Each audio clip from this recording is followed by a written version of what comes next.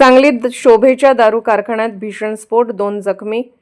5 किलोमीटरचा परिसर हादरला, घरांच्या काचाही फुटल्या. सांगलीच्या खानापूर तालुक्यातील भाळवणी येथे फटाका कारखान्यात भीषण स्फोट झाला असून यामध्ये दोघे गंभीर जखमी झाले आहेत. या शक्तिशाली स्फोटाचे परिसरात 5 किलोमीटरपर्यंत हादरे बसले. आसपासच्या गावातील वाहनांच्या व घरांच्या काचा देखील फुटल्या आहेत. भाळवणी येथे शोभेच्या दारूचा हा स्फोट झाल्याचं समोर आलं आहे. स्फोट इतका शक्तिशाली होता की भाळवणीसह आसपासच्या 5 किलोमीटर परिसरात जमीन हादरली, तसेच आसपासच्या गावातील वाहनांच्या आणि घरांच्या काचांना तडे गेले. या स्फोटामध्ये 2 गंभीर जखमी झाले आहेत. त्यांना उपचारासाठी रुग्णालयात दाखल करण्यात आले आहे. स्फोटाने फटाका निर्मिती व शोभेच्या दारू निर्मिती कारखान्याला भीषण आग लागली. आग आटोक्यात आणण्यासाठी 2 अग्निशमन दलाची वाहने सध्या घटनास्थळी दाखल झाली आहेत. या भीषण स्फोटामुळे सांगली जिल्हा हादरून गेला आहे.